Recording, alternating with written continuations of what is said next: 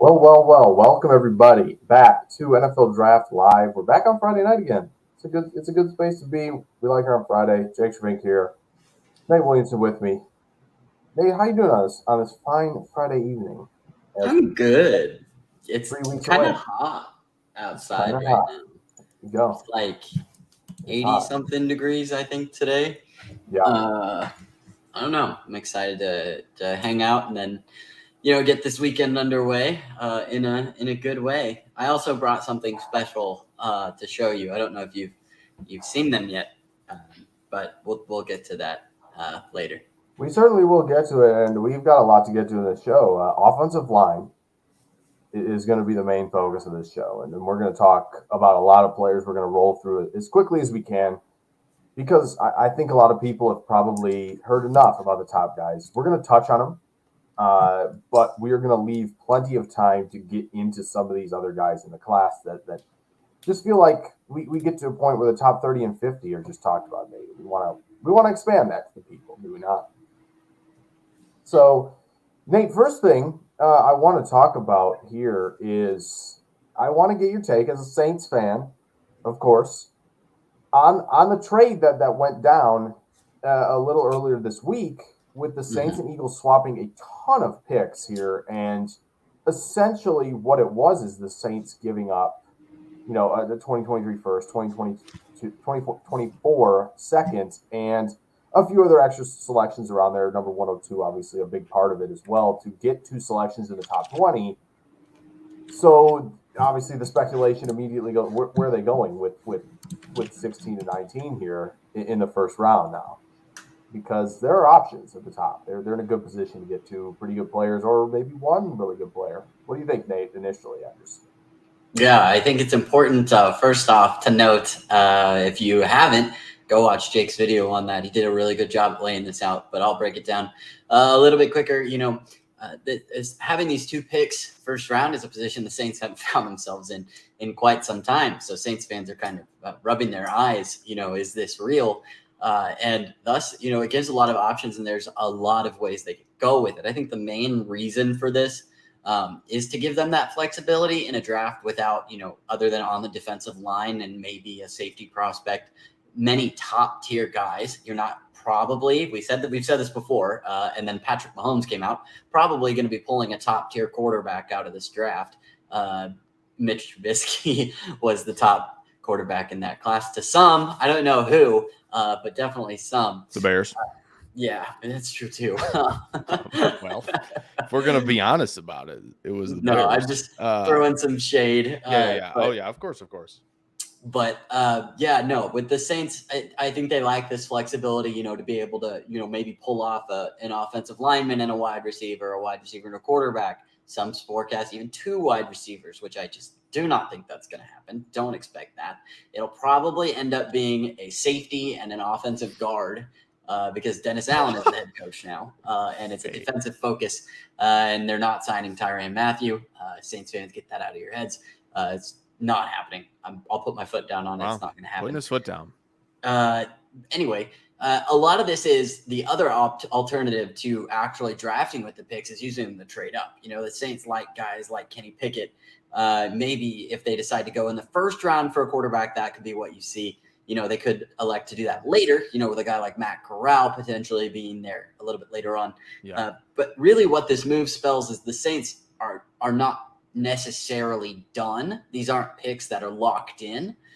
So if you're making a mock draft and you don't have the Saints trading one of these picks, it's probably about a 50-50 shot whether that's going to actually happen or not, depending on how the board falls. And I truly think it'll be dependent on how the board falls, and how wide receivers left. Tackle prospects are going to be huge. We'll talk about some of those guys. Definitely. And that depth, the Saints have never kept a healthy offensive line recently. It's true. So it's true. So yeah, there's a lot of flexibility. It clears up some cap space for the future as well. Some guys are going to be walking at the end of this year and the end of next year, as they have this year. Mickey Loomis is a cap god, but even he can only do so much. And part of that is reloading through the draft. If you want to make a run with Jameis, which I assume they do, bring in a wide receiver, please, dear Lord. and some help in other areas. And I think that's what they're trying to do. Yeah. How's Charles Cross and Treylon Burks sound to you? That sounds pretty fantastic, but we're probably going to end up with like, I don't want to say what I'm thinking. Does it sound better? Does it sound better than like Jameson Williams and Trevor Penning? Do you have a preference between those two options? I think I would take Burks. I think I would take that first combo. The first one? Yeah. Yeah. I get it. I think for the Saints, that would make the most sense. How about does Ryman over Penning instead of Penning change your mind at all? We're gonna get to second tier guys, but does that change your mind? Probably not. No, not a lot. Okay, all right, fair enough. To tell you the truth, I see it being a wide receiver, defensive player. I think it's probably a safety. Move up for Hamilton. Yeah, move up to 10 for Hamilton to end the fall. That would be nuts. I really think you have to do it. Feel like it's likely to be 2 offensive players. That's fair in this class. That's fair. Because I do think if you move up, I was looking at this. If you move up from like 16 to 10, it's probably going to cost a 2. Could be next year's 2. They left that open when they traded for these 2 selections. If they want this year's 2. So it's going to be fun. If it's Hamilton, oh man, I'm getting a jersey. That jersey's going to be clean, man. Yeah, it's going to be pretty sweet. Would you cop the white one? The white color rush? Yes. That's 100%. White color rush with the gold stripes. Kyle Hamilton. Yeah. All right. That's the way to go. So let's go in here. Let's get to tackles. We're going to talk the top 3 first. Nate, do you have a preference of these top 3 guys? Just right now here today as we sit a few weeks away? Honestly, it's funny because you do say top 3. I think my preferred guy here is if you need a right side guy, probably Trevor Penning. Okay. But I think just based on what I would call athletic potential, I think Equino has Pro Bowl potential if he can shore up things like his weight distribution. Sometimes inside pass rush moves can eat him up. And yeah, he does get wide. I kind of wonder if he's too aggressive at sometimes, and it's going to lead to an inability to sustain blocks.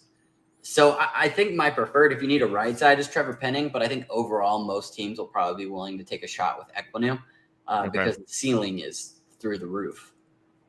Yes, it could be. Or the ceiling is the roof. For me with Equano, and we can talk about Equano first, so we're kind of on that. I think what's intriguing about him is just he's going to play to every snap. He's going to get to his landmarks when you're working the perimeter runs. He's going to be out in space. He's going to just absolutely eviscerate people at second, third level. And what I liked about the tape this past year was the active hands. He's going to actively reset his hands if he feels like he's losing leverage.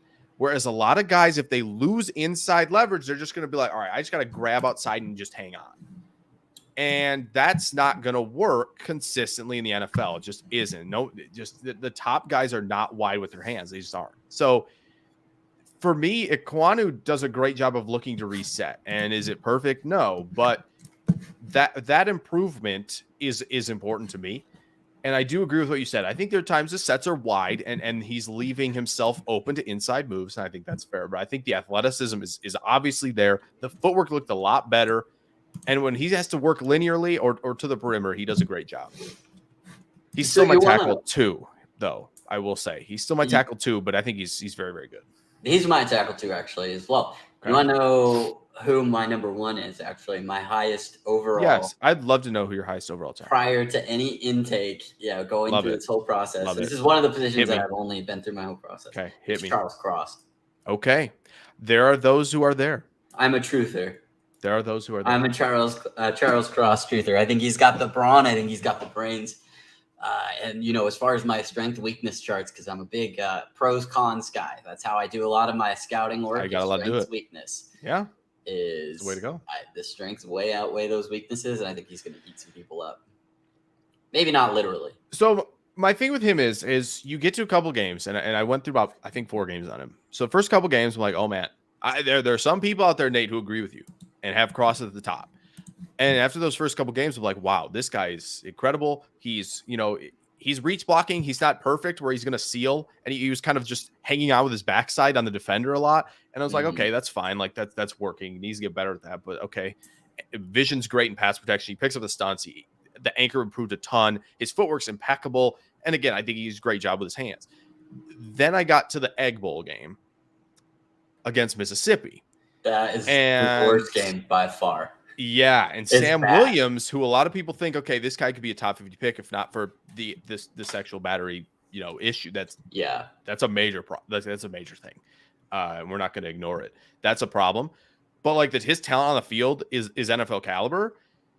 Who boy, that explosiveness gave him serious problems. Yeah. And Cross, who is normally a good setter, and I think he really was. I don't think he was necessarily oversetting. He's very wide and he goes 45 with a lot of his sets. But it was like, okay, Williams is wicked inside move, change the direction, burst, all that stuff, and he made it so difficult for him. So, do you think that you kind of, when you looked at that game, Nate, you kind of were like, okay, well, he's not perfect, but I think he can work on defending speed, lateral quickness better, and I think you think coaching will get him there, because I do think there are other concerns with the top guys, which is why I will say this to start before you get back to Cross, Nate. I don't think anybody these top three touches Sewell or Slater in terms of prospects. I don't think any of them touch Wirfs either. So they're good. They're good. They're solid first rounders, but they each have their own things that are leave them, at least in my opinion, from the top guys. Wirfs, Thomas, if you had it up there, Slater, Sewell. But yeah, back to Cross. If you I'm right there with you. I don't know that there are, how to say this carefully, calculatedly, as many top tier prospects in this group as in classes prior. Yep. But I do think there's some ceilings that could get up there with those guys. But there's a lot of work to be done to catch them. Yep. So I'm 100% on board.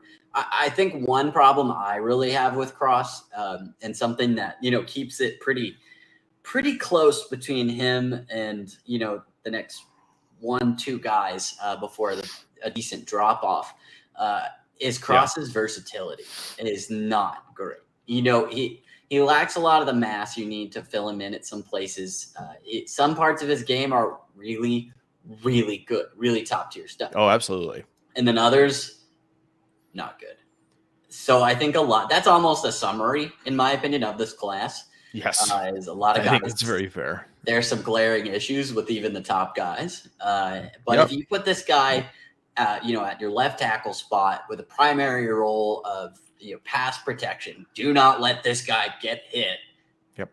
I like him as a serviceable, prospect.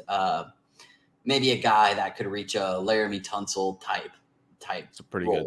It's a pretty good ceiling. Laramie Tunsil, great player. Yeah, I mean, so yeah, with Cross, we've talked about the deficiencies, just explosiveness and the speed gave him a little trouble. Ekwonu, we've kind of talked about, like, I think when he it's the oversetting a little bit to the outside. It's again, is he great at defending the corner? It's sometimes when he locks out the grip strength, he's got the length and he'll the extensions there, it's over. Like he'll swallow you up. He just needs to get to that point. And sometimes it takes a lot of resetting with his hands and all that stuff to get to that point. So that's fine. And then there's Evan Neal, right? Who we haven't really talked about yet, who great athlete, great power. I don't know how he carries 337 like that. Doesn't make any sense to me. But there's that lunging. He plays way over his feet a lot in the run game. That's concerning. He does a little bit in pass protection, gets push pulled a lot. Mm-hmm. The other two guys, you don't see that very much because they're staying centered and a little bit more balanced than Neal. Neal can reach. Neal can get after it. The run game, he'll lash it. He'll drive you. Cincinnati game, drove a dude out of bounds. Yep. And that's an NFL caliber player. So he can do that stuff. Now, in pass protection, I think he gets a little bit stuck at the top of his set, and you see guys kind of like give him a little hesitation. So he sticks and gets his feet in the ground a little bit, and then they win the corner on him. And it's like, okay, well, and I think length makes up for some athleticism and footwork that isn't perfect. But when you have that length and you use it well, then it's kind of like, okay, well, he's surviving like this, but we got to coach him up.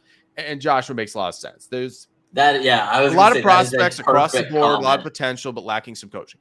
And there are plenty of players who are excellent high floor players this year, like an Aiden Hutchinson, like a Chris Olave, like these guys who have these high floors that you like. Okay, we know what they can do. I would even throw Jordan Davis in there, even though the ceiling is very, very high. You know what Jordan Davis can do immediately for you. Like there's a ton of these guys who are the high floor. Like okay, they're probably first rounders. They're good. Like they're very good, right? But there's no Fields, Lawrence, Sewell, Pitts, No. Burrow, Young, Garrett, like any of the Bosa. There isn't. Like, I get it. Hutchinson gets the Bosa. Why do you think Hutchinson gets the Bosa comp? Come on. We know why. White pass rusher. That's how it is. He's not them. He isn't. I'm sorry. In my opinion, he's not them. So, yeah, there are a lot of high floor guys. And then there are guys that are like, okay, physical traits are there. Refinement, technique, mental game all need work. But Nate, I'll let you unless you want to respond to this, you can and maybe get some thoughts on Neil as well. Not a lot. Neil's one of those guys that have played both tackle spots, which I think gives him maybe. I mean, it would logically make sense. The best odds at being a day one starter out of some of these guys. He's just a gigantic human being. Yep. And like you said, carries it super well. He's had the football top tier pedigree since his time at IMG. Playing with the top recruits and the top team in the country, most years. He's a guy that does have the versatility that a guy like Cross doesn't have. For sure. I think if you stick him in, I'm thinking like, I don't know how to describe this, like a downhill, like run. Power football, Yeah. Get 45 degrees, get linear. Yeah, I got Put him in the 1960s and just let him go to town on people. That's the way he's going to be better. But, to comment, on the overreaching, you see that a couple of years ago when they played LSU and he got torn to pieces. 100%. That is exactly that. Back in 2020, that was probably his worst game that you can find on film. But yeah, no, not a whole lot more on Neil. It's interesting. I saw a comment that Joshua said that he lost 15 to 20 pounds this offseason. I believe that. I think probably good for him. Yeah, 100%. I think he was near healthier. 360. I think he was. Because he was a big dude. But again, I think his versatility might be his strongest thing right now. That and his frame. Yeah, I mean frame length. I mean he's not any longer than the other guys. No, but like Cross has longer arms than Neil does. I just think when the length shows up, Neil shows up with the length because there are I got to hang on because my footwork isn't perfect on this rep or something. Where Cross's footwork is really good, so he doesn't have to rely on the length to make him win. Yeah. But the length obviously helps when guys are bull rushing him. So yeah, Neil I think is complete enough. And obviously the Giants are that fit at 5 that everybody's talking about right now because you can just throw him on the right because you have Thomas and you feel pretty good to go. And yeah, so those 3 guys are very good players. And the Charles Cross slide is interesting. I don't know if people just got around to the Egg Bowl tape and were like, okay, well, this is bad. I can't do this. I still think he's very, very good and should go in the first. But, Nate, if he starts trickling down that board, New Orleans Saints, hey, we're going to pounce maybe a little bit. And we like that. So they would definitely like him. Any final thoughts? So you have Cross. Do you have Ekwonu or Neil second? I have Cross, Ekwonu, Neil, Penning, Ryman. Okay.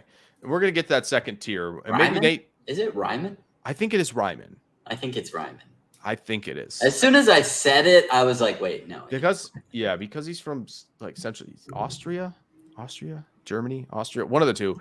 I believe it's Ryman. So we're going to get that second tier. I forgot he was kind of a Central Michigan guy. I haven't watched his stuff. It's been a minute. Okay, yeah. So you have Cross, Ekwonu, Neil. I have right now Neil, Cross, Ekwonu. So we're gonna get the second tier now, and obviously the 2 names that are on the banner on the bottom are the ones that get talked about the most. And we can go into Trevor Penning first, Nate, if you want to talk about Penning and the player he is. He's a guy that for a while, I had as a top 3 guy while I was making my way through this. A guy that I really like. He's a 5-year guy.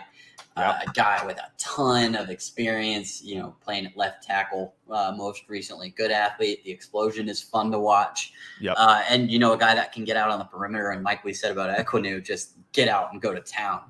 He's nasty. He's physical, which we see a lot with these, I don't want to say lower tier, but smaller school guys, from the MVC, Missouri Valley Conference.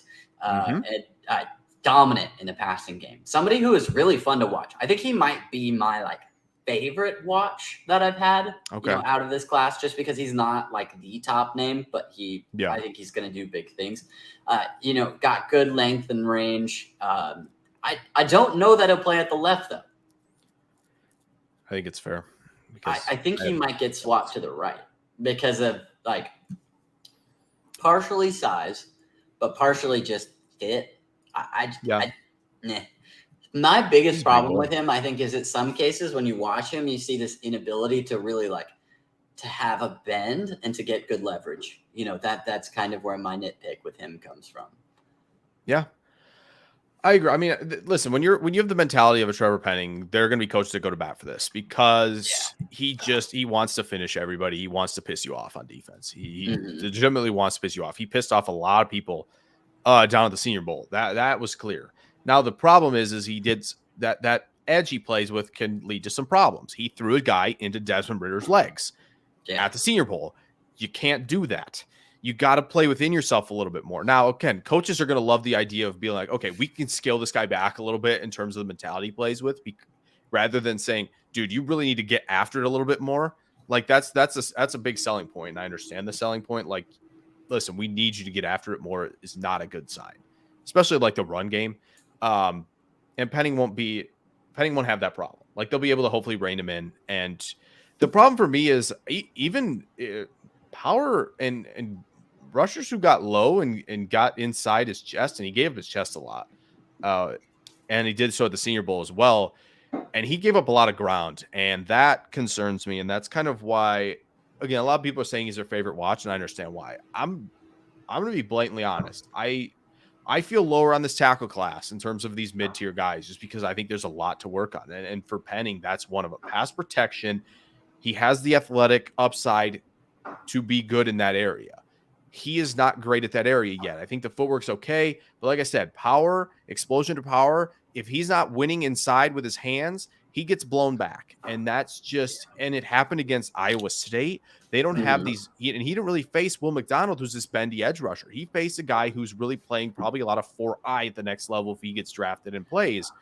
And dude just kind of ran at him with power and drove him back. And it happened against North Dakota State as well, against guys who we're not even talking about in this class. Guys just kind of pushed him back. And I get it. You get pushed back. He kind of plays a little out of control a little bit at times when he doesn't have leverage. So that's another thing. Plays a little off balance. So there's just a lot of refinement to me where I'm like, first round feels a little rich for me in taking.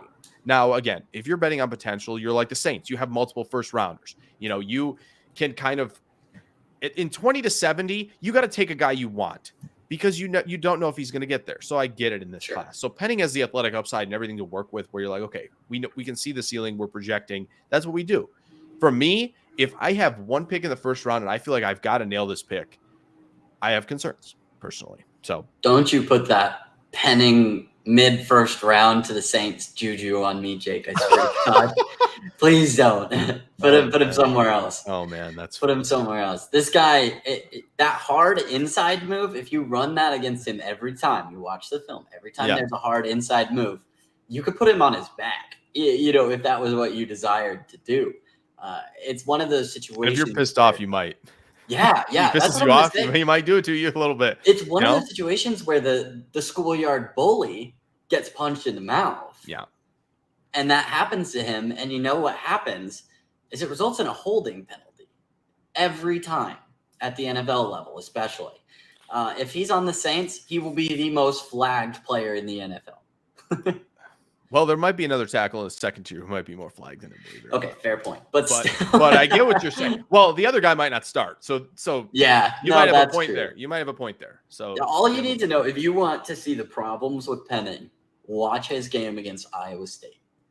Yeah, the power gave him some trouble. He was backed up a little bit. And good length, good range. Still not sure about the left side. Might be on the right side. Yeah.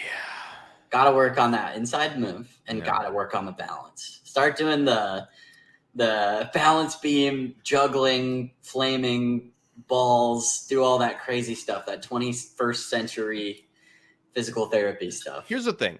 If you're the Ravens, okay, I understand. Dude gets after it in the run game, and we're working vertically. That's fine. If you were the Chiefs and you need a tackle and you went Trevor Penning, I've got questions for you. Even if they want to continue the short, quick passing game, they're gonna throw deep shots. They didn't just sign MVS for no reason, right? Like they don't have Mecole Hardman for no reason. They're taking deep shots. That's a thing they're going to do, right? So like, oh, Lee, we're on the same page, brother. We're on the same page. We're talking about the second tier, and I've got questions. Trust me. Mitch says you're saying he's a Raider. If he's a Raider, oh no, he'll have to go against Mac or Bosa 2 games. Oh, God.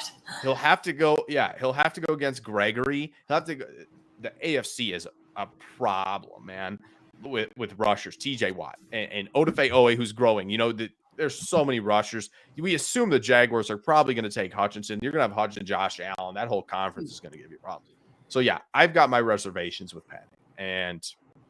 But again, like I said, if you're the Ravens and you want to, your downhill run, okay, that's like, I get it. That's fine with me. Like I don't have as serious a problem. I don't think the Ravens are going to do that because I think they're smart. Do you want to talk about Bernhard Raimann next, Nate? I think this is somebody. Do you want to start, Nate? Would you like to start? No, you go ahead. I want to introduce the next one. I'm pretty okay. I'll start with Bernhard Raimann. Raimann, to me, there is just it is like riding a roller coaster with Bernhard Raimann, because there will be reps where, again, you're working inside to out and he picks up either a guy who's a linebacker who's scraping around, or they're running a stunt, and the footwork is great and the athleticism is great. He's a converted tight end, obviously, so it's going to show up there. Like that's something he's very, very good at. He's got the quickness, footwork, athleticism, get to the second level free, get out in space, hit your landmarks, all that great stuff. And the hand use is actually pretty good. The placement's pretty good at times. My question is when he's carrying around the arc, there are moments where he gets a little wide, and there are moments where the waist bends. And when the waist bends, we've got a problem, ladies and gentlemen. We have a problem. That's where the off balance, the spin moves, all these counters, they're going to give him trouble. So Bernhard Raimann, like, it's just, there's so much consistency. He's already 25. He's going to be 25 as a rookie. Sorry, he's not already 25. He's going to be 25 as a rookie. How long are you going to wait? And again, the 25 thing is maybe stupid. That's more of a, like, guys, some teams have guardrails. They're not taking him. Green Bay.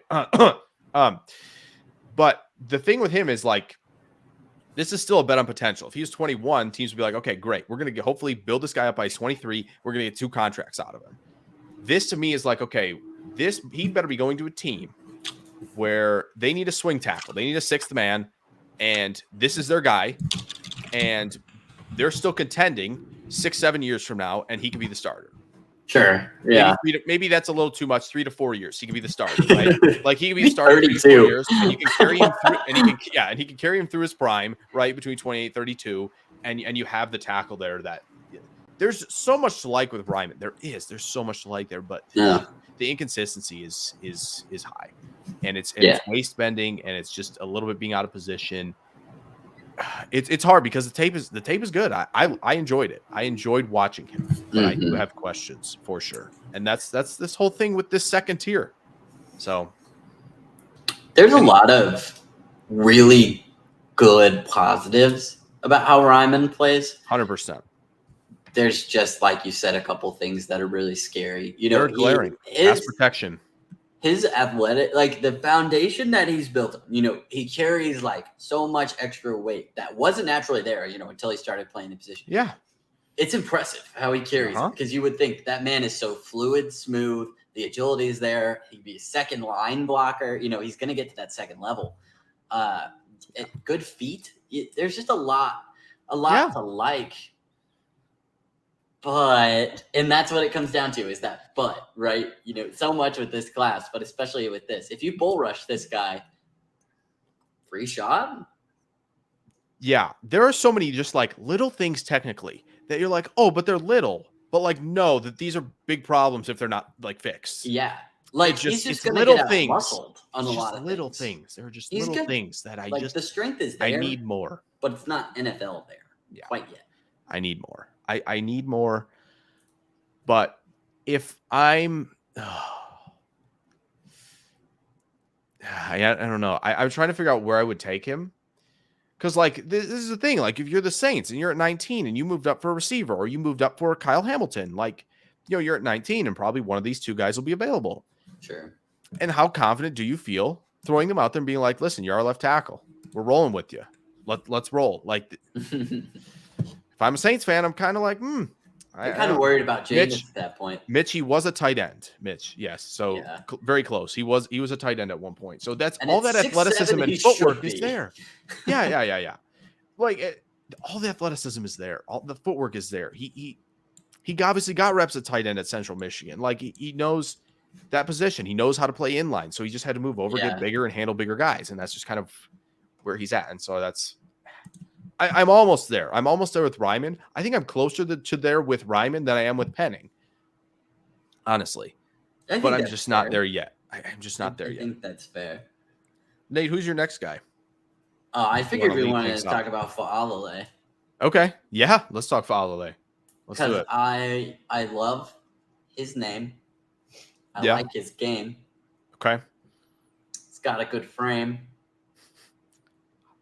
That's all I got. That's as far as I can get with that. Only three lame. This is getting lame, but only three lame. Yeah. Okay, go ahead. For me, I think one of the most fun things was to watch him and know that this man was a rugby player, and to see how that translates into this game. Yeah. You know me, Jake. You know I love the sport of rugby. I don't get I'm way too small. I'm 5'10", like 200 soaking wet. Could never play rugby, even as a winger or a hooker. I just could not do it. Our international friends. Yes. But to watch the fluidity that this guy has, and to watch this freakishly large dude be a top tier athlete and, develop from that, a lot of that, there are a lot of unteachable things is how I would describe it that are a part of his game, and a very solid part that come from that background. Yeah. And you really see it, the ceiling is really high. The experience, he's only got 3 seasons. He started for 3 years or so. Yeah, I remember seeing him a while ago. 2.5, maybe even. Yeah. But I think 2.5. this is one of those situations like we just talked about where the risk to reward ratio is what you have to wrestle with. Can you coach this guy? You need to get him on a team with some accomplished line coaches, that are comfortable with this challenge, because this would be a great investment for a team, in my opinion. If you put him in kind of like a scheme that runs a lot of play action, RPOs, some rhythm and timing concepts, would be a lot of fun. Yeah, I mean he'll put you on the dirt. When he's again working 45 and he's just running at you. Yeah, he's really raw. I don't even want to be on the other side if I'm 280, because you know why? He's got 100 pounds on me. He's 6'8", he's 6'8", 387. Like I'm 280, and I feel like, okay, the tackle's got 30 pounds on me. Whatever, that's fine. No, he's got 100, bud. He's got 100. Those gigantic World War II battleship anchors that you see sometimes. Yeah, is that the comp? Yeah, that's his anchor ability. That's his anchor ability. Oh yeah, he can. Yeah. You're not moving him. No, but you can get around him. Yes, it's not hard. That's it. Listen, it's hard. You are 6'8", you are 387. It's very hard for you to knee bend, for you to get guys who can dip around the arc. That is hard. You have to get really low with your hands, even with as long arms as he has. You have to get low, and he's got, again, 35 1/8 inch arms. That is insane. That's incredibly long. Like, it's still easy. And what happened at the Senior Bowl is something that is probably going to happen a little bit more. Again, as good as a mover as he is, as good an athlete as he is, there's always going to be, I think, with him that fear of, okay, I need to get vertical with my sets. I need to get 45. I need to get out there fast because I can get beat around the arc, and he knows he can get beat around the arc. That leads to inside moves. That leads to guys like Ojabo, like Ebiketie and Maffei, both of whom were down there at the Senior Bowl, Yeah. Both got him quite a few times because they could get inside knowing that, okay, I can threaten this guy vertically and I can work back inside because he knows he has to beat me to that spot because I'm faster than him and I'm quicker than him and I'm more explosive than he is quick. So that's my question there. This is again where I'm like, okay, New England, great place to develop linemen. Get him there because he's another version of Trent Brown that you could possibly have there on the right side. That's Again, I'm going to bring up Baltimore a million times probably because this is just Baltimore just is the team that can handle a lot of these power guys who aren't elite pass protectors because they run downhill a ton and Lamar can make you look better than you probably are because he's just insane. Like, but again, I think when it comes to Faalele, it's just for me pass protection and in all of that in a passing league. You have to land with a team that, like you said, can develop these things and make you into a quicker setter without giving up too much inside, where you can be comfortable being in half man. And what I mean by half man is the rusher is down the middle and the side of him is down the middle of you. And he has, again, space to his side, to your right, as a right tackle, as Faalele was, to kind of work and trim and get around, dip, bend, whatever, flatten, whatever you want, whatever they want to do. He has to be comfortable with this outside hand, knowing, okay, I can be in control out here because I'm powerful and strong without giving up too much to the inside. I need to be able to trust myself when I'm in half man. If you want to know how good someone is in half man, I beg you, go find Northwestern against Ohio State from 2019. Watch Rashawn Slater against Chase Young. Chase Young was in half man a ton against Slater, and Slater said, I don't care. My hand placement's elite. You're not beating me outside, and you're not beating me inside. I'm too good. He did that a lot. So for Faalele, it's just, okay, I have to be comfortable and controlled out here in half man. Yeah. That's where I'm going to be. That's where I'm succeeding, right? Oh, hi, Mason. How are you? Yes, see you Sunday. Mason. Should be fun. Another draft podcast on Sunday should be a good one. Got a lot to talk about there too. So, yes, Mason, I will see you Sunday. Yeah, I'm with you, Lee. He is intriguing. I do think that this is the perfect thing. The second tier of guys, Nate. And this is someone's going to draft him probably earlier because tackle's such a big deal, right? Oh yeah, they're going to 100%, Lee. I'm with you. So, just like one more thing About Faalele? Yeah. Okay. Because I got two other guys I think we want to talk about in this tier. But yeah, go for it. If he improves that strike placement, does that make him more attractive to you? Because I think with landing some good strike placement, yeah. Oh, with strike and like just the consistency of it, I think he's a lot better. Yeah, that's the thing. If you're powerful enough, you can strike dudes and get them completely off their rush lane and track. Yeah. Oh yeah, then we're fine because. Again, most quarterbacks know this. In college, it's so hard to evaluate sometimes because, again, rushers, they got a corner at 7 yards. They have to. Yeah.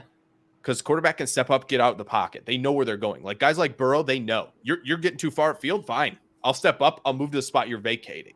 Right? Yeah. In college, these quarterbacks tend to drift, and they tend to move back in the pocket even though they can step up because not a lot of them are refined, right? So Faalele had that issue because Minnesota does not have good quarterbacks.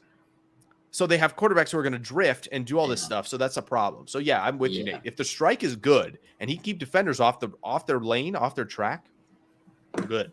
And that's where, like you said, go to New England where you can work on all this stuff. And yeah. Okay, last thing. Lee makes a good point. Huge with longevity. Yes. A lot of bigger guys. Yeah. Sometimes that's a struggle for sure. Health-wise, all that stuff. Go for it. I worry about a couple guys in this class with longevity. That's not really like a fair worry because they don't show any signs of it yet. But anyway, yeah, it's not fair to running backs. You never know. That's very true. It's not fair to running backs. Yeah. Do you know he had offers from LSU, Michigan, and Miami before he ever played football? Wow. Isn't that insane? Before he ever saw the field at IMG. Get big players. Literally insane. Get explosive players, right? That's a mantra. That's an adage. That's the fun fact for today. That's a good one. Nate's going to bring up a lot of these in-depth, like goes into the background for a lot of these guys. And that's why you should be tuning into the draft show we have in a few weeks, because with all these prospects, Nate's going to have a little nugget. I guarantee you on some of these, a lot of these guys, if not all, about some of the background stuff that you maybe don't get a lot because people are like me. I will admit it, are very focused on their games. So I'm really good at trivia. He is good at trivia. Mitch brings up a great name that I want to talk about is Tyler Smith, who is moving up for sure. Why? He's a fantastic athlete.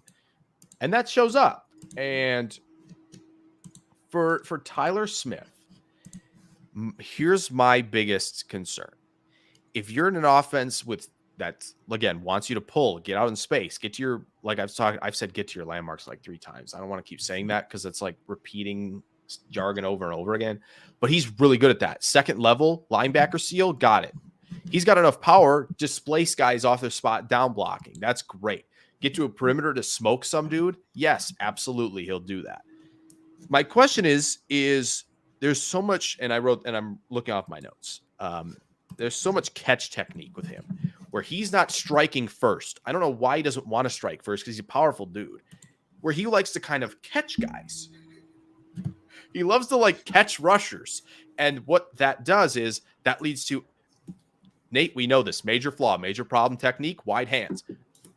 Bad. That's a big red flag, wide hands. We don't want those. That also leads up to, again, wide hands giving up your chest. Problem there as well. And it gets him into points where, again, when he gets in your chest because of the wide hands gets in your chest. Now we got balance issues. Now we got anchor issues. We're all over the place. We're getting tossed around because we don't have leverage anymore. So that's my thing there. And he does give up the corner. He's a little bit late off the snap at times. Don't know why that is, but like, and this is another thing. Oh, I'm with Cody. I'm kind of with you. We talked about Penning recently. I'm kind of with you. When he sets, Nate, I don't know if you watched Tyler Smith. Did you get to Tyler Smith a little bit? I've watched a little bit of him. Super erratic hands. Have you seen when he sets, his hands are low? Yeah. Yeah. What's with that? Why are your hands low? Why are you not up here ready to strike some guy? You can't be doing that. So I'm going to summarize my opinions on Tyler Smith. This is it. This is the whole train. Anyway. I don't think. Yeah, I'm kind of with you. This whole thing. It's this whole train, Nate. It starts with, okay, my hands are low. Okay, well, I got to catch you. Okay, my hands are wide. Well, my chest is giving up. Now I'm off balance. Now I'm out of position. It's a whole train. It's a downhill spiral. It is. That's it. No, Mason, we haven't. We're going to talk about him. I like him. We're going to talk about. But Tyler Smith, guard, probably, right? But go ahead, Nate. Sorry. Anytime you have a guy like Smith, who a lot of scouting reports read things like he's going to make a team more physical and more aggressive right from the jump. There's going to be a lot lacking in his playability. You know, this guy is a grinder. You know, he's gonna work hard every play, but from placement to timing, if you watch his hands, there are errors all over the board. It's bad. Yep. And the feet aren't that much better. I'm just gonna say that too. I think the feet are okay, personally. They're mid-level. Yeah, but he's athletic enough to where he can work on having quick feet, I think. I will say there are a couple reps where he was engaged and the hands were actually good. 2 times in pass protection, I highlighted where hands were good, Nate. And because he was in control, he'd get his feet there in front of a guy if he was a little out of position. Sure. Wild what great hands does for you, Nate.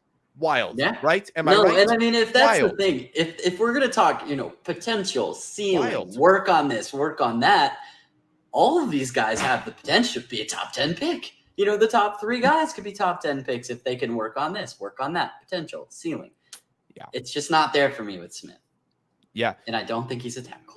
So I think, and here's why I think people are going to bet on Tyler Smith and why that first round buzz thing that we've heard is possible, Nate.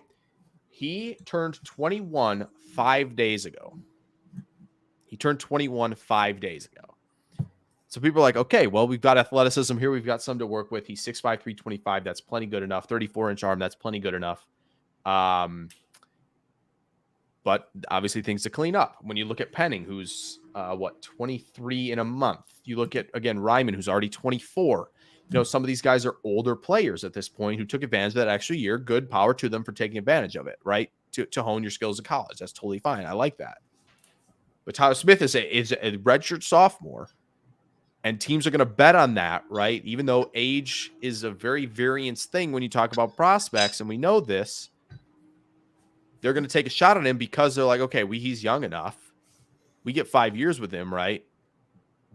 We hope we can unlock all this stuff if we can clean up technique because we think athleticism's good, because we know he can displace defenders on hill run game. We know he can be, hit his spots to perimeter, right? So yes, Lee, we are going to do interior. That is a definite plan.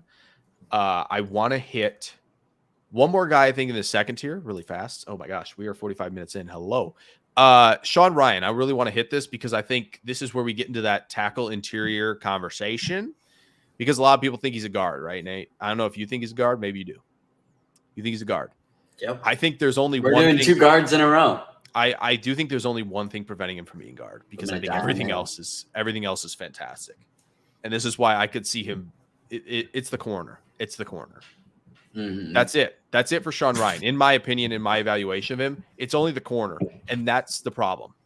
He gives up the corner, we're in trouble because the tape is great. He faced LSU talented edge rushers who we're going to talk about in next year's class. He faced Kayvon Thibodeau, right? Did a great job, all things considered. Now, Kayvon Thibodeau, I mean, he kind of ran at him. Not sure the plan of attack was very good there for a flexible bendy edge rusher. I'm not sure why Thibodeau wasn't trying to arc a little bit more and was like, I'm just going to run through this guy who's got impressive anchor and great power, great hands. Why did I run at him? So I don't know why the plan was that for Thibodeau against Ryan, but I do understand the guard thing only because of giving up the corner. I think he can mirror enough. When guys go to counters, I think the footwork's good enough. Really, I do. It's just the corner. It's all about that. And when you have, again, you can talk about even players in this class only, Nate.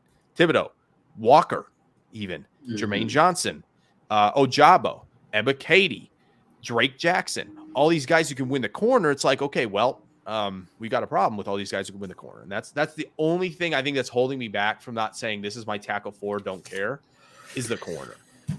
Because I think you could try him. I would probably try him over a few of these other guys, honestly, right away. Tyler Smith, yeah. I'm trying him over Tyler Smith outside for sure. Tyler Smith's all over the place. At least Ryan is controlled, balanced, and hands are good. Like, I would rather try him there than Ryan. I'm trying Ryan first on the interior, too.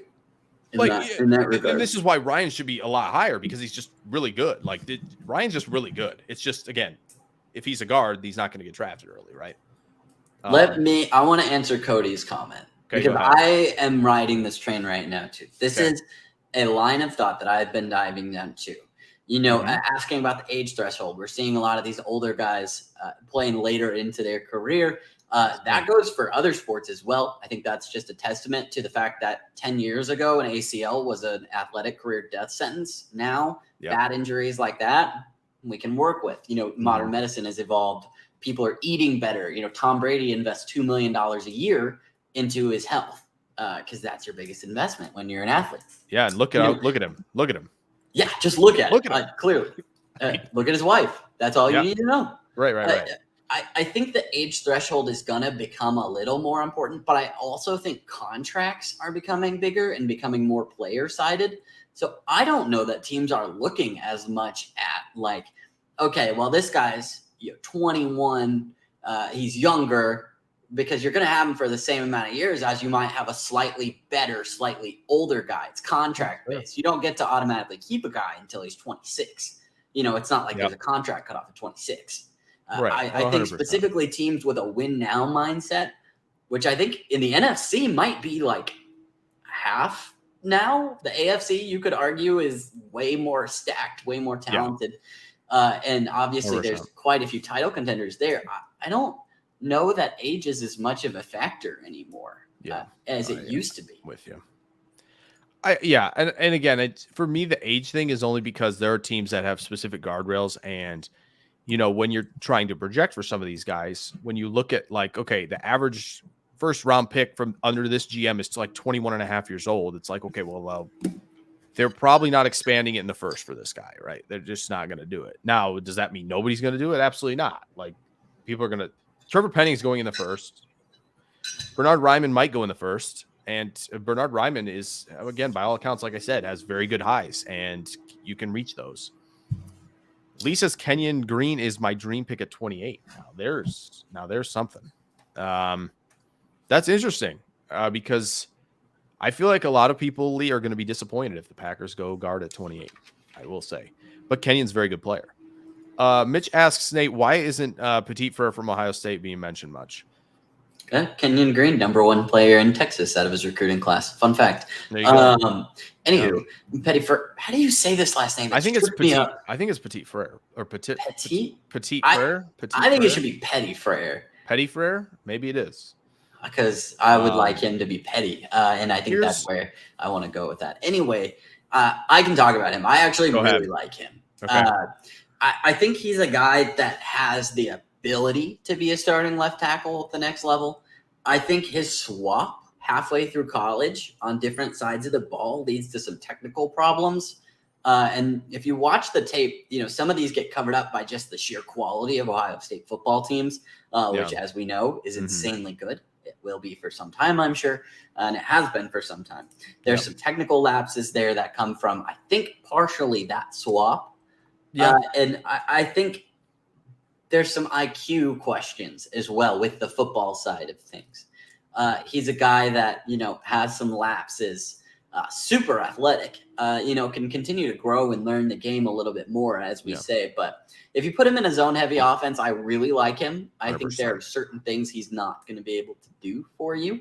And those the technical instinctual lapses, whether it's from switching or whatnot, they come up with his footwork, with the angles he takes on his blocks. I think just the ceiling is there, but as far as the rest of this class, there's guys that have that ceiling and they're farther along in the development. For me, it's the run blocking is phenomenal. Dude gets on the move and is fluid like not a lot of people are. And you saw that when he had to get in space, when he had to reach a guy, like he was really good at it because, again, he's got good footwork and good initial quicks and, enough technically to work around guys and understanding of, okay, I need to get to the spot. I'll get there. He's very good at it. Hits his spots. The question is power. Hutchinson ran at him that rep everybody wants to look at. We've seen it a million times. Hutchinson ran him over. Ojabo gave him some trouble. Ebiketie gave him some trouble. Those are NFL guys. That's probably why he's not as high. I'm wondering again how much anchor is there, because like Nate said, you're in a wide zone, outside zone, and you're asking this guy to reach a lot. We're in great shape. We're loving all that. Problem is, his pass protection is a thing in the NFL. You got to be able to do it. Yeah, it certainly is that. It's not going away. No, there won't be a triple option in the NFL. No. Unfortunately, the Ronnie Brown days in Miami, the Wildcat, it's over. Unfortunately, I don't think we're going to see it again. So again, Tennessee, perhaps. If they like him enough and we're like, okay, we're going to keep it outside. We're going to run maybe, but again, pass protection, I think is the biggest thing. Hi, Braden. How you doing? Welcome. Hi, Braden. Good to see you. Cute dog. Yes. Okay. Interior, really. Oh, do we have any sleepers attack we want to hit really, really fast? Anybody that we didn't talk about, Nate? If you want to go like 15, 30 seconds on a guy, really quick. Yes. Wake Forest. Yes. Super, super smart. High football IQ, modest on the physical traits, but somebody I think is super versatile. Once again, another guy in his own block scheme could really be a high value guy in the NFL. Yes, and I will keep it to a minimum because I like Zach Tom a lot. Footwork's really good. Sets are really good. Hands are really good. Can hold his own against counters. Like all this stuff was really, really good in pass protection and run blocking. He's not going to be a line of scrimmage resetter like an Ekwonu is, where he's just going to be like, I'll take 2 defenders out on my own and be like a bulldozer. He's not a bulldozer. But that's the other thing really quick is he's 304. It's a little bit on the small side. So maybe movement side. But again, by all accounts, if he can just add maybe 10 pounds or so somehow without losing any of that untapped athleticism, we're golden with Zach Tom. He should be going a little bit higher than you think, I think, with the athletic traits there. Big fan of that. I want to talk about Matt Let's from North Dakota really quick for 15 seconds. Guy's a great athlete, great feet. I thought he did really well at the choke point or the moment of truth where the guy's turning the corner on him and you have to be able to hold your ground. I think he did a great job at the Senior Bowl. So Matt Let's a guy about round 3, round 4, probably that sweet spot where you bet on the athletic traits and you kind of hone in a little bit of I play a little bit outside myself like Neil does with balance. Dang it, that's Braden. Nobody read Braden's comment. I was talking about Darian Lowe. Go do it. A perfect match. He's going to be on the Chiefs one day, just like Kendrick Green. Or not Kendrick Green, Nick Allegretti. Anyway, just a guy that senior year at Illinois, Brett Bielema comes in, way improved, has the physical ability. I think he's a day 3 guy that we might see one day as a fill-in starter. I truly do. All Illinois bias out the door. I would tend to agree. And I've been right on Allegretti and Green, who Green had a bad year last year. Oh, yeah. So I'm glad Nate brought him up as well. Mitch says Luke Gadecki. I think the run game's great with Luke Gadecki. I think he drives. I think he's no nonsense. He's not going to be like he'll just move you. He's just a little choppy in pass protection. It's just the footwork's just a little choppy. We need to be more smooth. We need to be able to feel like I can change direction on a dime. I can get to this guy in the interior, help my guy guard, and work outside to the scraping linebacker, this guy in the stunt. I need to be a little bit cleaner and feel like, okay, I'm not working too hard to get to this spot. That's the thing with Gadecki. Okay. You ever think it's weird how many Central Michigan players we talk about during the draft process? It's like 30 every I'm really glad that we're talking both Michigan, Western. Talked about Eskridge last year, Sky Moore this year. Heck yeah. Caleb Ellaby as well. The Central Michigan, Western Michigan, Eastern Michigan got to get after it. Because Central Michigan, Nate, they got a running back next year too. Lou Nichols. Going to be a fun guy to talk about. Can't wait. So yeah, Central Michigan do a great job. I agree. Michigan should recruit their own state better. Apparently so. Okay, really quick as we move into the interior, we're going to kind of keep these top guys to a minimum because we want to talk about more in the class than just these. We want to talk about the dilemma with Tyler Linderbaum because by all accounts, Nate, he's fabulous. By all the study in the world, he's fabulous. So you look at Linderbaum and you're like, all right, well, initial quicks, explosion, athleticism. You want him to pull, you got it. He's pulling, he's leading the charge, he's fast. And the awareness, football IQ. He says, the awareness to see these second level defenders when he's out in space, when he's looking to lead the charge.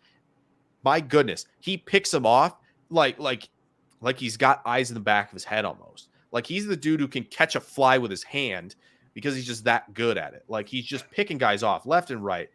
And again, I think power gave him a little trouble in the trenches because again, what's the biggest thing that's maybe the dilemma is 6'2", 296.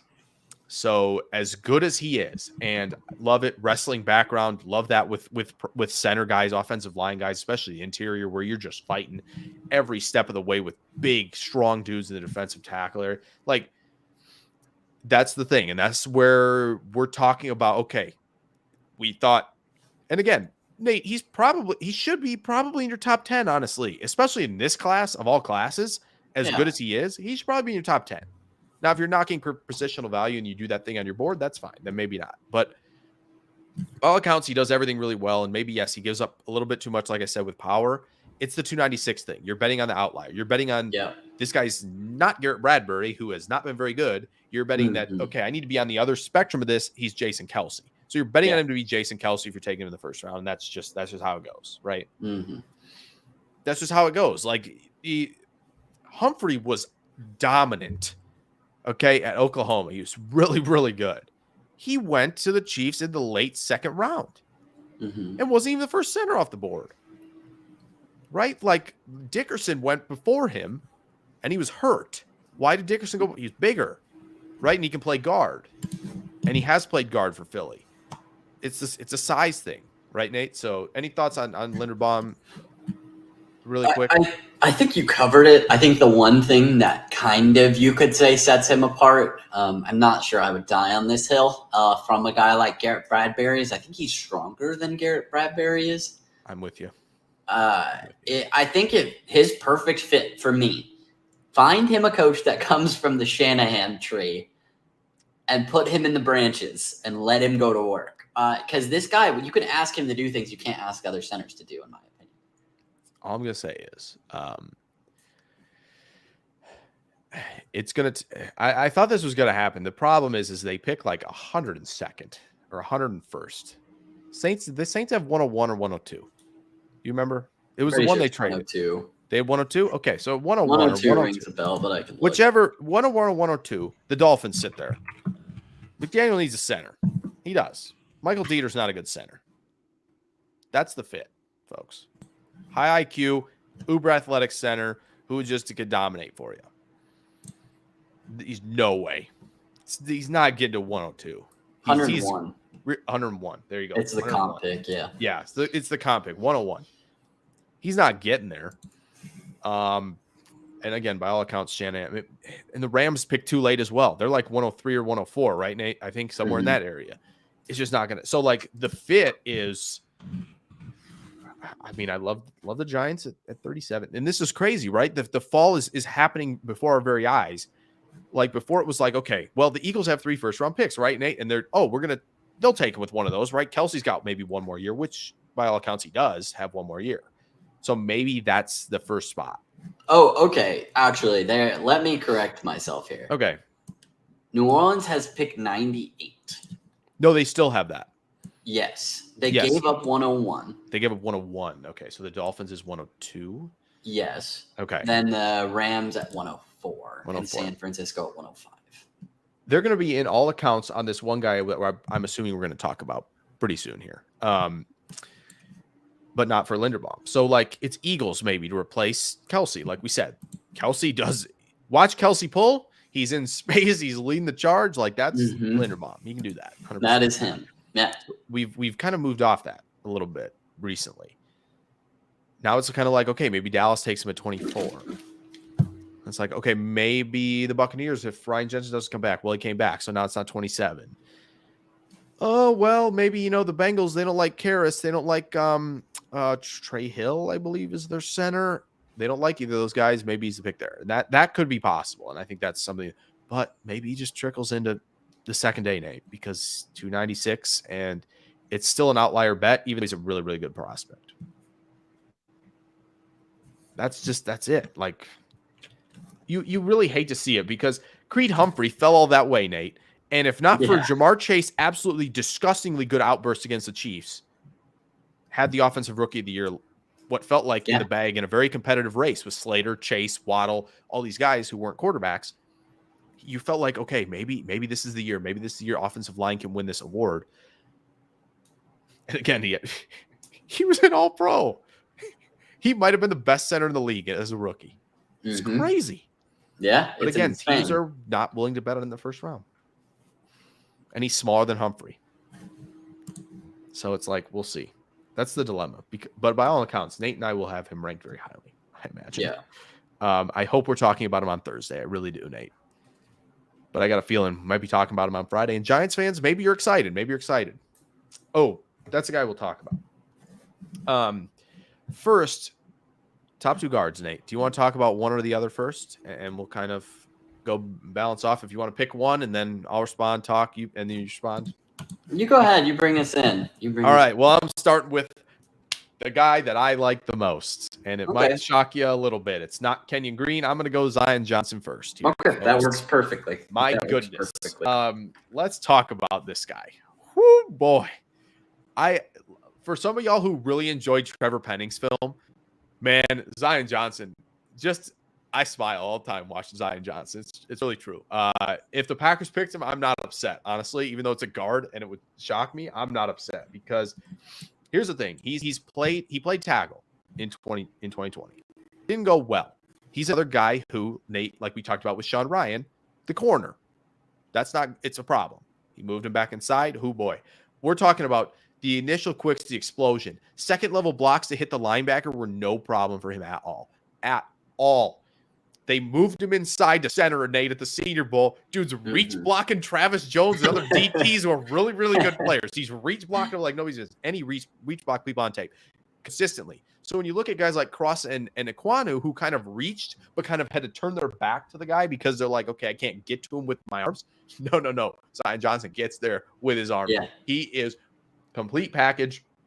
Grip strength, hand placement, anchor, all there in pass protection. You're not moving him. There's so many examples on tape where Zion Johnson is sitting there blocking his guy at the line of scrimmage, and the other 4 guys at Boston College are getting driven back to the quarterback because he's just that much better than them. He is phenomenal. He's my interior O-line 2 behind Linderbaum. He is great. There just really aren't that many flaws with him. They're really nitpicky. If you want to nitpick Hamilton, that's kind of what you're going to have to do with Zion Johnson because he's that good.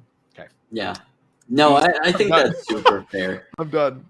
I think that's super fair with him. I think he's a fun watch. You see him playing games like against Virginia Tech.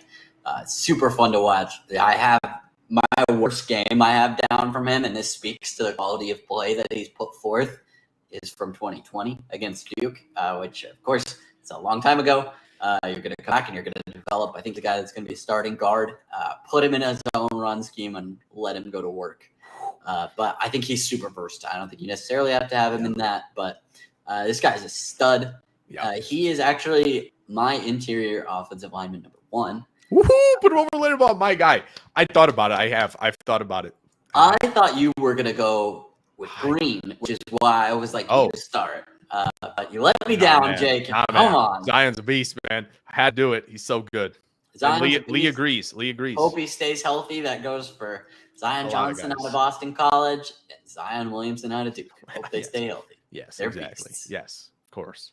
Great. Love it. Anyway, we could talk, unless you have anything else, we could talk Kenyon Green. Yeah, go for it. Texas A&M guy. Yep. Another guy that, was a 5-star recruit, came in and just went insane. Number 1 player in Texas out of his class. A guy that I really like in this top. He's my number 3. I have him right there neck and neck. Yeah, with he's still really good. He's still super good. This is what I was excited to talk about tonight. A guy that can just really, let's say, use the natural strength that he has. He's got a lot of that functional strength that you love to see. A guy that also started at every position except center on the offensive line and has been there, done that. I think this guy is a future all-pro offensive lineman. I really do. And very scheme versatile. Like I said, played everywhere. He can play both guard spots. And in a pinch, throw him out of right tackle. I'm not opposed to that at all, Nate. No, yeah. Not opposed to that at all. He's super competitive, and at least that is going to get him far with the tools that he has. You watch him play against Alabama and tell me this guy is not going to succeed at the next level. Gave future top 3, I'm calling it now, pick Will Anderson some trouble at left tackle, guys. At left tackle. Goodness. So this is going to put some people on the ground. It's a pain. 100%. Yeah. And he plays controlled anger. He's not like I'm tossing dudes end of play like Penning or even Tyler Smith does. He is so controlled. It's great. Yes. Nate, how crazy would it be to you? And I think it's possible this happens.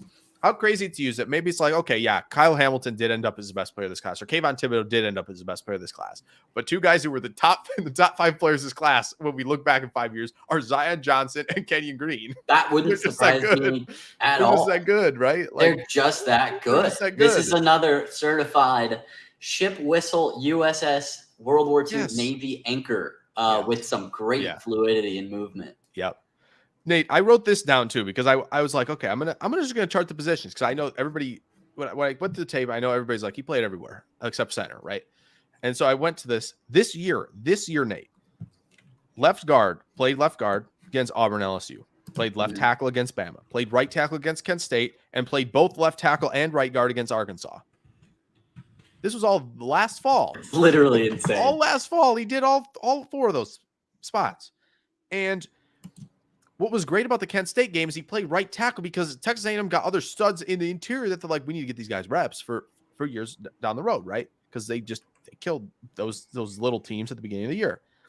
But it's the left tackle reps against Will Anderson, right? It's the, like you said, it's a controlled aggression. It's he's looking inside out. He does a great job with vision. He's smart beyond belief, and like you said, Nate was a number 1 player in Texas. Is that correct? Yeah. There's a reason he hangs in half man at tackle. He hangs in it. Hey, Faalele, Ryman, Penning. Watch this guy play tackle, believe it or not. And that'll actually help you learn to play tackle because he's good at it, right? Great anchor. Power and scheme, like the power scheme fit sets second, all this people mover. He's got the power scheme fit. I still think, again, there's enough quickness there. He may be a little bit clunkier as a mover and when he pulls a little bit, looks a little lumbering. It shows up. The short shuttle time wasn't good, Nate. No. I don't know if you saw this. Short shuttle time was not great.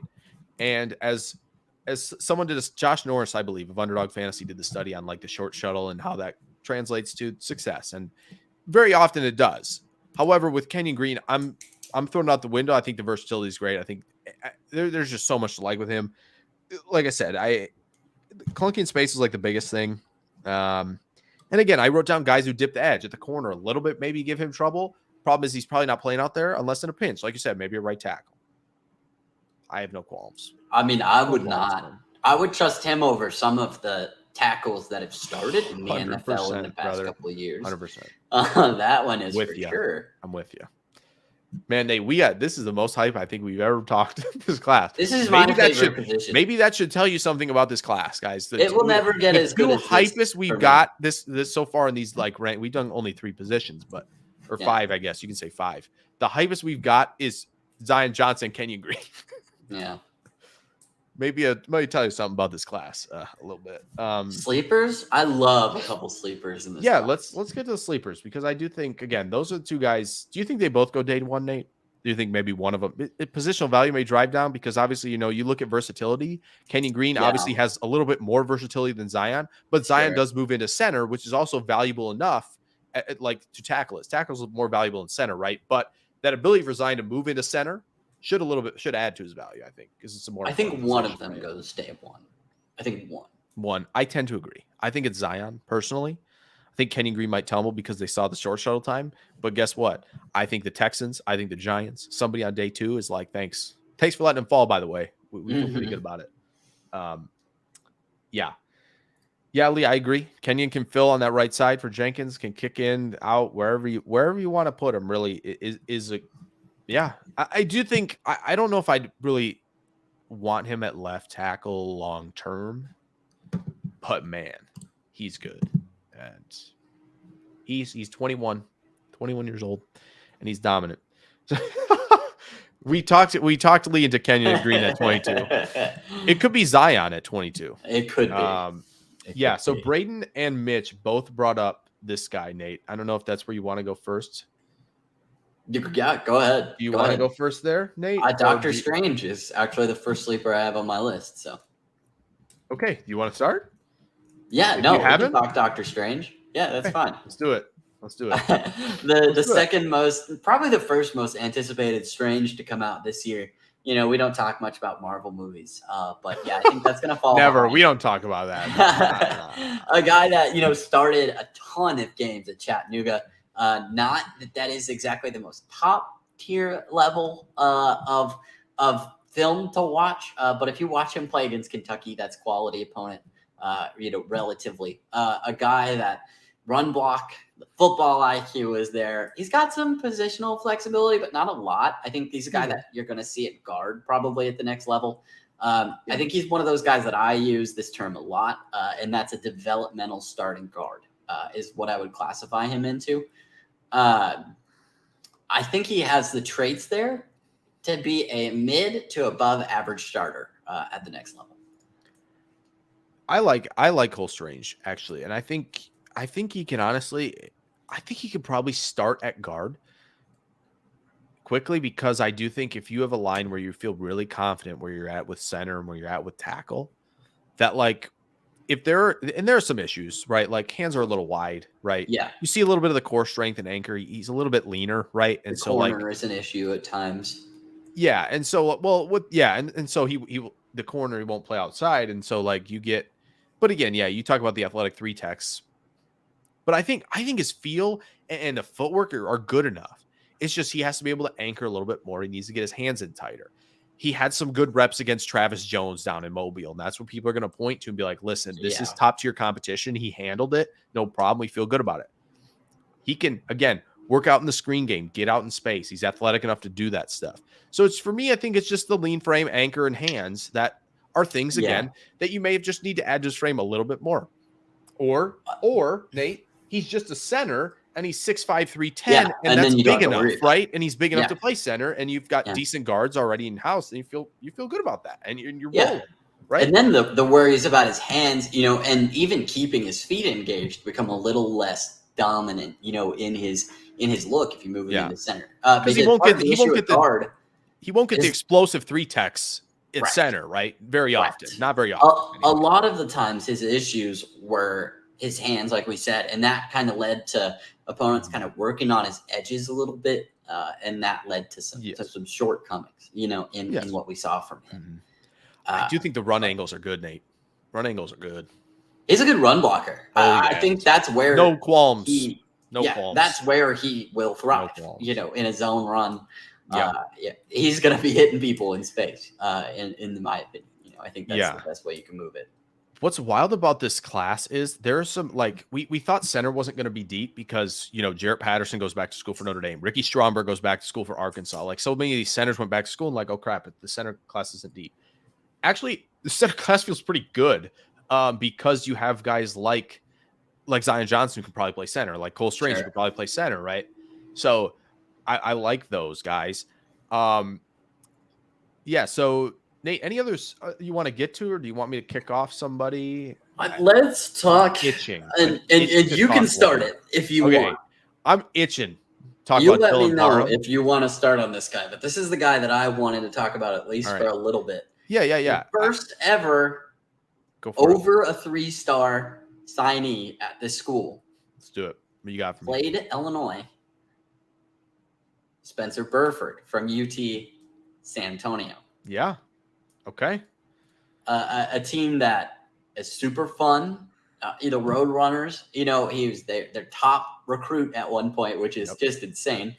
Comes from a pedigree of NFL players.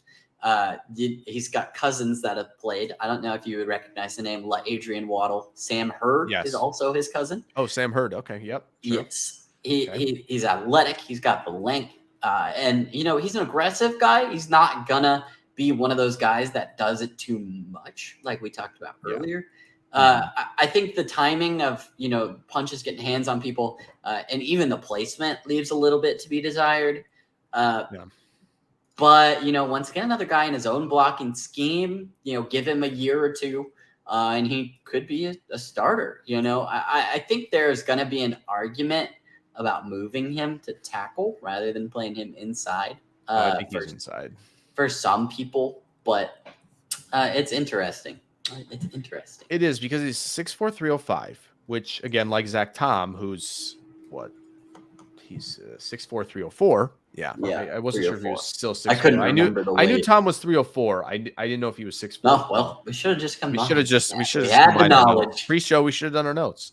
We should have. But yeah, I tend to agree. He did play tackle, obviously, at UTSA and was out there because, again, to be fair, in that conference, it wasn't great. In that conference, the edge rushers are a little smaller. They're still explosive guys you have to stay in front of, and you have to be quick, which he is. But yeah, they're not too big or too strong, right? Level. So yeah, you got to find a position for him at 6'4", 305. I feel like he's got to add weight to be a guard. Yeah. That's my question. And the same with Zach Tom, who we talked about, right? He's got to add weight. Like you got to get me 315, probably, maybe 320. Like, just get there and we'll work a lot of things out because, like you said, athleticism, footwork, it's there. Like there's something to watch with him for sure. Yeah, Dylan Parham is somebody I want to bring up. Lee, we'll bring up. We'll do Kennard. We'll do Kennard next. Since that's a guy to talk about for sure. I quick spiel on Parham, who played right tackle and right guard both at Memphis, even though he was like in the 280s. Hey, listen, dude figured out he stays flat. His extension's good. His balance is great in pass protection. Love all that. Hand placement's great. Now he's gotten up above 300, which is great. That's good news. Watching this dude pull from guard into the A gap, getting to that second level, those short pulls, those half pulls. Oh my goodness, the explosiveness, the athleticism, it all comes back. So now you get him down to Mobile, you put him at center where we feel like that's probably where he's going to play, right? He's probably going to play center. Explosion, quickness, reach, all these things. Second level, 90 and 90 in zone, like all these things he can do. And you're like, okay, well, there's our day 2 center. Chalk him up. If we don't get Linderbaum, let's get Dylan Parham to do those things. And I had to look up if he and Donald were related. The first time I went through the process with him. Yes, they are not. Dang, that would have been. Which is unfortunate. That would have been really cool. Yes. Anyway, dang it, that would have been cool. You're right. Oops. So we got a couple guys, Nate. Do we want to hit on Darian Kennard really quick? Yeah, that's. Any thoughts on him? To kick us off. this is a Kentucky guy, coming out a senior, so he's pretty experienced. I think he's going to line up, naturally at the guard position. I don't think there's a lot of variety and variability to where you're going to see him. A guy that it is worth noting, Kentucky kind of changed their scheme ahead of his last season with the team, and the ability to overcome that and, still do pretty decently is kind of impressive. So I think the football IQ is really there. I think he's going to need some coaching in terms of the fundamental sides of the game, which is something that, that's what you can do. You take this guy day 3 and that's what you can do. I think if you can kind of brush up a little bit on the hands and work on that a little bit and kind of coach him through the transition to go inside, I think you could have, a quality reserve or an impact, kind of fill-in starter at the guard position. Yeah, I mean, 6'5", 320, 35-inch arms, the length to handle guys, the easy power, a great pop, enough anchor. Again, it's just like quickness. How well is he going to deal with it at tackle? That's the real question. And, like we talked about with Fowler, if you got your punch all straightened up and you can well time your strikes, then we're cooking. We don't got a problem. But I do think there was a little bit of inconsistency there, and I think that's why people move him inside, because it's just like, okay, you can work on that easy power length, and he could really give 3 techs and defensive tackles, true guys, like just problems. And so for Kennard, I'm still probably in the day 2 range with him, but I definitely still have my questions. I mean, again, he's the grip strength we know is good with the length, and he's a finisher. He can move linearly, like all that stuff. It's just, again, pretty well for his size. Yeah, I'll give him that. Yeah, it's laterally, again, we come back to this a lot. The corner, how good we at the corner? Not great. Doesn't have the flexibility to deal with a lot of these flexibly explosive players. Like that's just how it is, and that's okay. Like, again, as much as like I get some people's sentiment on guards don't matter. Like at some point, building 5 across on your offensive line is important. So you got to get all those guys in. Yeah, and as some of people have argued, like having 1 elite player and the rest are kind of average or below average isn't as good as having 5 just good players who aren't like maybe excellent or elite. And so if you have a guy, you feel like, okay, we feel pretty good about our offensive line. We got to get some guard spots handled, and you feel like Kennard's good enough for you. I get it. Yeah. I think Lacita Smith from Virginia Tech's in that same realm. Nate is just a guy who's just really good in the phone booth, strong, anchors well. Like, maybe not the best athlete on the field in comparison to some of these other guys on the interior, but just, again, this is the type where you get him in like round 3 or 4, maybe even 5. Sure. Because, again, I feel like I don't know about you, I feel like the interior is so much deeper and more exciting than tackle. Tackle is like top 3, and then questions across the board. A lot of questions and a big so many questions. Unless Zach Tom can add 15 pounds, then we're cooking. We're cooking. Much of Zach Smith, Tom. Yeah. But didn't he transition to offensive line? Wasn't he a tight end too? Why do I remember that? Maybe. That could be. I'm going to Google it. You can Google that. Lacita Smith. We'll get back to him. Braden says Ed Ingram is a player he likes. Yes, Ed Ingram is really explosive in the short area.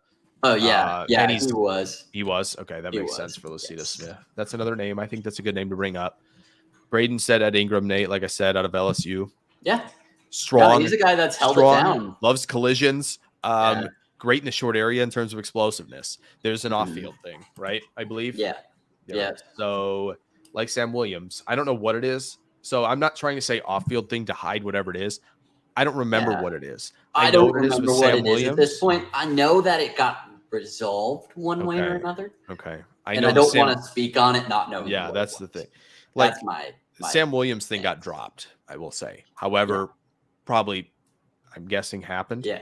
And just got settled. But again, speculating. Sorry, we don't want to do that. But again, we want That's to tell you what we want to tell you what the off field is. We're not going to hide the off field what it is. I just don't remember what it is. If you guys know that, we don't. If you want me to Google it, you can comment, or you. But can there is something there. There is something. I don't know what it is. The football IQ is off the charts with Ed Ingram. I will. Ed Ingram's a really nice player. It's just like how many guys are going to be. He can come up. He's going to be ranked higher for me when all is said and done. I think than the consensus. Yeah. again, if everything clears and like that was just a one-off and the maturity's there and he, Yeah.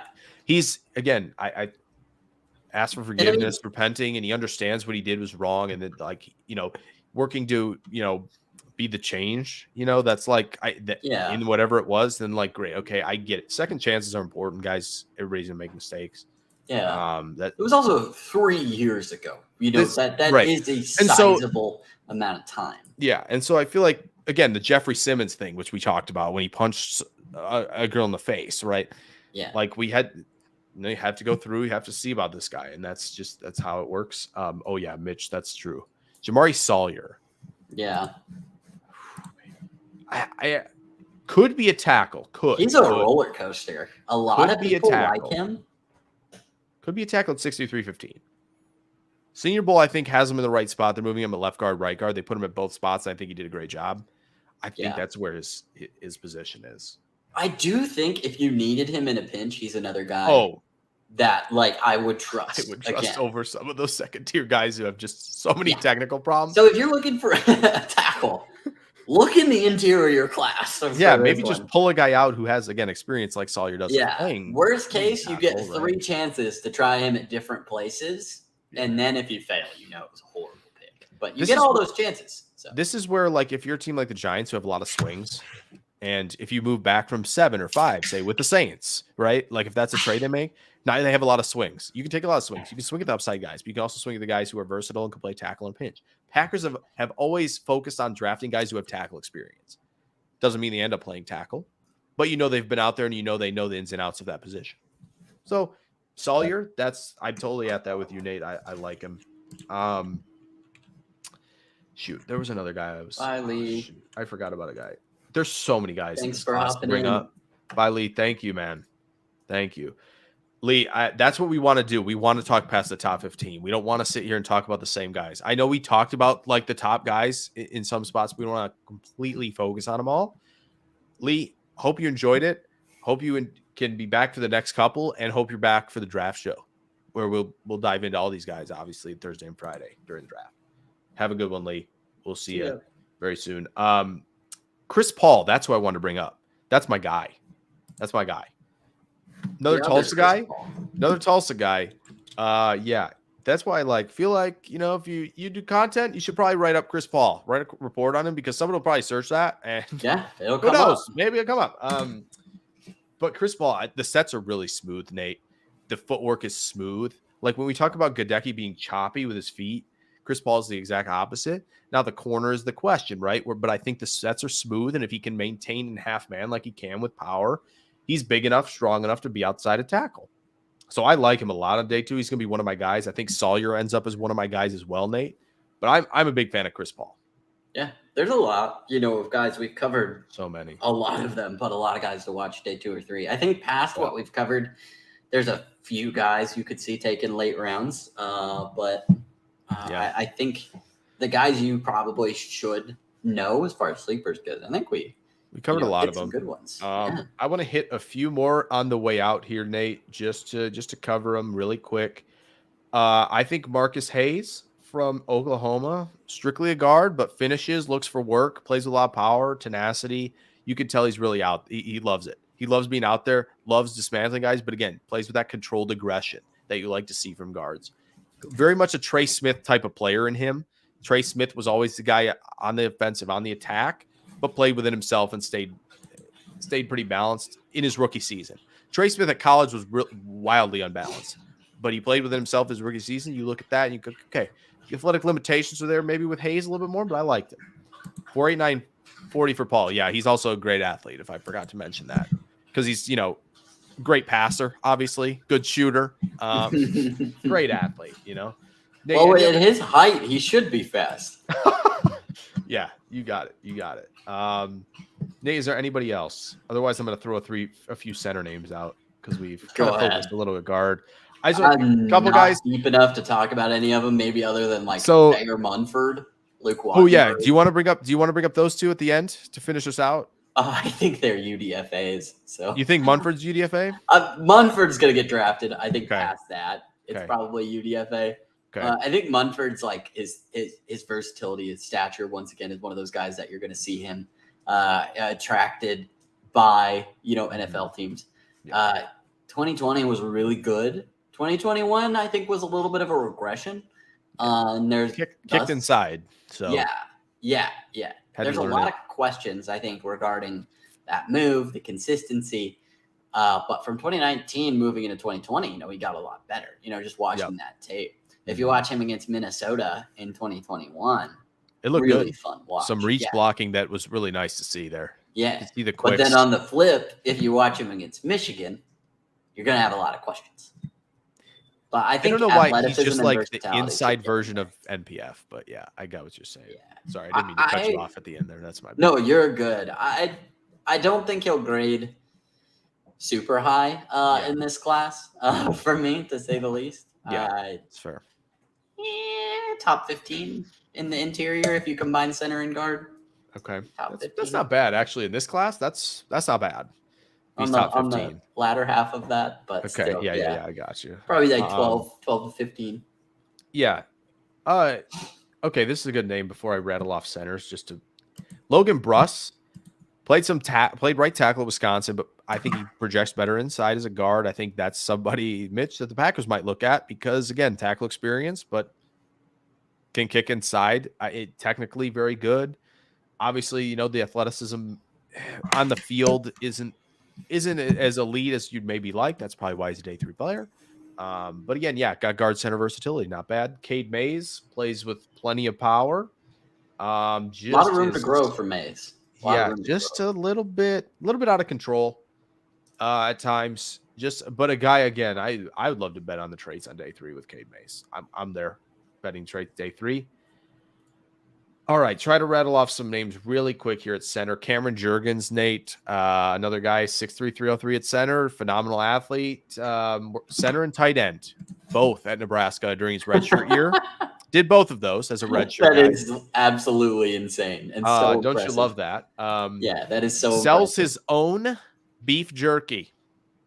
Does he really? Yes. I did not know that. They had a whole combine story on it. Nate. You got to go look at it. Does 100%. Has a few stores. Sells his own beef jerky. Makes and sells. Why he should be a top 15 player, really. Obviously. Yeah, that's important. Makes and sells own beef jerky. Anyway, good athlete. I still think he's a day 3 player just because, again, I think a lot of things that you like nitpick for Linderbaum as concerns show up a lot more with Jurgens. But again, guy who's going to give 100%. This is like, I think Cam Jurgens, perfect comp here. Nick Harris from Washington. He was another guy at Washington, undersized guy a couple years ago, was drafted on day 3 by the Browns, came into spot start this year for them against Green Bay, did a very good job. That's what I think Jurgens can give you because he's athletic enough. When you get him in the right scheme, that outside zone, a lot of movement for him. We're in good shape. He can be a spot starter. Alec Lindstrom and Luke Fortner are very similar players in my eyes. Fortner's a little bigger. He's played all over the place. I believe right tackle, right guard, center, left guard. If I have that correct, I believe I do. Versatile enough. Good high football IQ, average athlete. And that's kind of where Lindstrom is as well. High football IQ, average athlete. So those are guys around 3 to 5 you kind of look at as, okay, potential starting centers. Donovan West is a third-year sophomore, redshirt sophomore, Nate, 6'3", 296, has incredible movement skills. I don't know any of these guys. So there's I know the names. So there's another zone center. There's another zone center for you guys to throw out. If anybody has a name, those are some guys at center I'd look at. If I could throw out one more name, and I'm trying not to do this, but I go nuts. Josh Ezeudu from North Carolina, 6'4", 310, has played tackle and guard. Honestly, probably should be higher in your rankings if you do them. That's all I'm going to say. Go check him out. He played center and guard? What?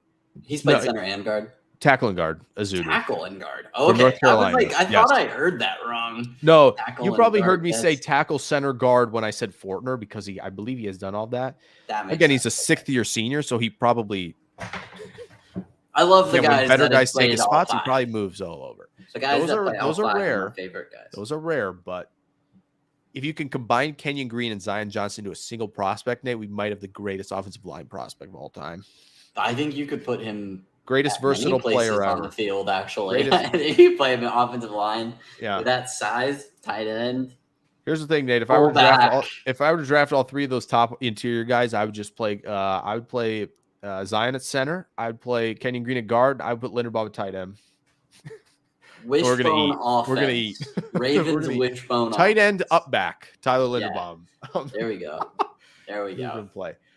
Well, that's really it, guys. If there's any other like draft questions on the broader scope for teams or in prospects in general, we'll hit them here. But that's probably going to be it for us tonight. Thank you guys for coming in. I know it took a few guys just a little bit of time to get in. That's no worries. I know we kind of moved it to Friday last minute again. That's got to be flexible with us because it's worth it to be sitting here for 90 minutes with you guys because it's a lot of fun. It's much better than a 30-minute run over, when you're in a hurry. So. Yeah, so we don't want to be in a hurry. We want to get to a lot of guys. It's hard to get to a lot of guys. And I know why some podcasts and shows kind of stick with the top guys because they can dive in depth for an hour and a half and talk about them all. We want to get to as many prospects as we can for you guys because it's important. Day 3, you find starters. How do you think the Rams get all these guys, win a Super Bowl? They draft well on day 3. It's important. You got to do it. Okay, because like if you're the Green Bay Packers and you know your round 3 pick's going to bust no matter what you do because that's always been the case, you got to hit on day 3. It's just how it is, okay? Yeah. A lot of these guys, like I said, as much as, and I'm trying not to ramble, but as much as like Mayock and Gruden's tenure wasn't good, Mayock hitting on day 3 was very good, believe it or not. It's just the early round picks sunk that team. So there you go. So I don't know which Mitch who you're saying are boring.